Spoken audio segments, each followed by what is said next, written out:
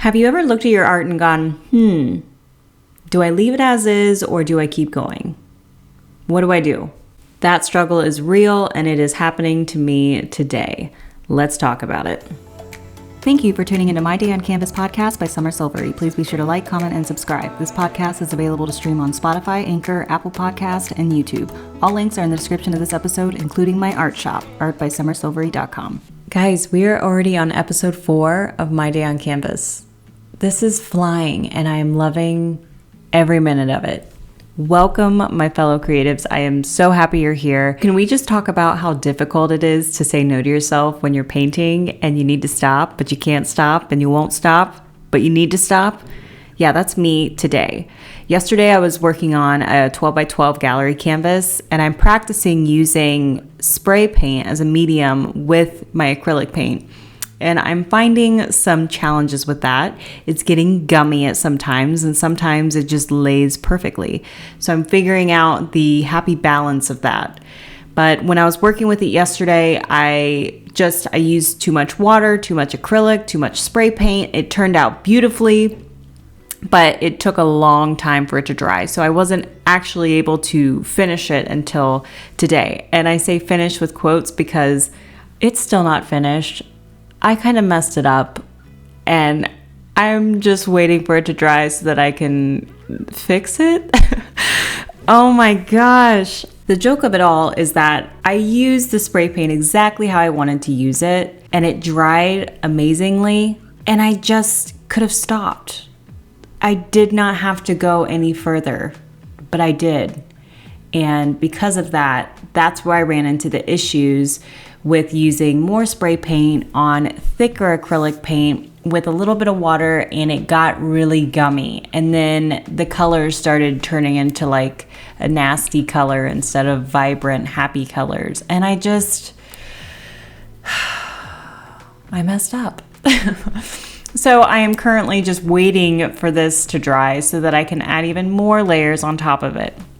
This is a perfect example of using smaller canvases when you're first starting out or you're trying a new medium, because I am using a lot of paint. This is how you can quote unquote waste stuff when you don't necessarily have to waste it. Thank God I was not working on a large 48 by 60 canvas, because that would be a ton of paint that I would be using for that. When you're beginning, you don't have a lot of money to work with, so you can't waste a lot of stuff. In saying that though, I do love a challenge. It feels so good to try to figure out how I'm gonna make this better. How am I going to turn this painting that I thought was going to be something that turned into something else that I do not like into something beautiful that I can be proud of? I love that, because unlike digital art, that is something that I am more familiar with. That's my background. There is no layers that you can add on top and then undo. There's no undo button.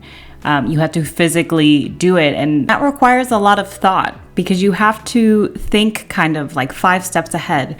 What will this texture look like 3 layers from now with this paint on top of it and this paint mixed in and then a spray paint right here on this? I love thinking that way, and you can learn a lot in that part of your art process. At least I do.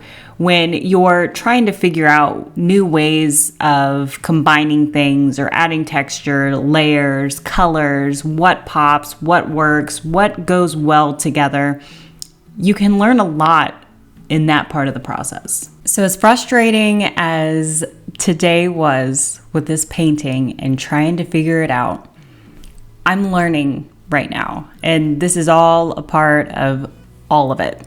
So I am grateful for going through this, but I am also excited to see what I learned from it and apply that to my upcoming paintings so I don't waste as much. I want to go back to the digital art really quick. I wasn't expecting to talk about this in this episode, but this is the perfect little segue. So in regards to the layers and the undo button and everything, something I figured out, because I wanted to start working on commissions. I wanted to make commissions available, but as a beginner artist, I didn't want to start doing commissions and not have some sort of process in place. And yes, I know I'm new. Processes happen when you actually go through the process of doing a commission, but I wanted to approach anybody who wanted a commission professionally. So I decided to pre-paint my paintings digitally, which works amazingly. So I decided to practice a fake commission on a 48 by 60 gallery canvas and pre-paint digitally. So what does that mean? So basically, I created a painting and I did different layers for every single thing. So every stroke, every texture, every shape, everything, I had its own layer. And then I numbered the layers, layer 1, layer 2, layer 3, and I knew exactly which layers to start with first. So I broke it down layer by layer, and I've never done anything like that before, but it worked out so amazingly. And it was just, is that even a word? I'm just gonna go with it. But it worked out so well, and it was so nice to have some structure to it. And for any commission, that's so nice for people to see, because as an abstract artist, it's nice to have that freedom and to just kind of wing it and go with it, but then also add your special touches that are your special touches that make your abstract paintings unique.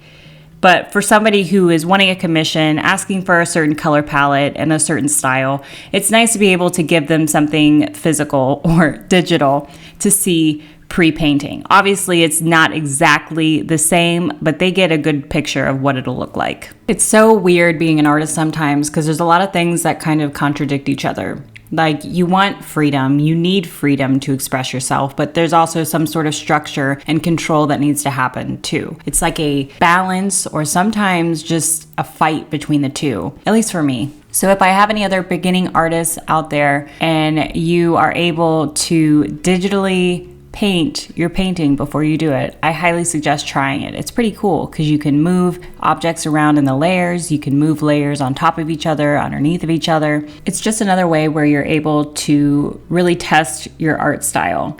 And when you're finished with the actual painting, you can look back at the digital painting and go, whoa, these look identical, and possibly even sell the digital paintings as digital prints. But we'll get to that on another day. As I wrap up this episode, I want to remind my listeners that every Friday starting next Friday, June 3rd, I will be giving away a 5x7 canvas panel. It's an abstract painting by me, and I will be gifting it to one of my listeners every Friday. Thank you guys for listening to another episode of My Day on Canvas. My name is Summer Silvery.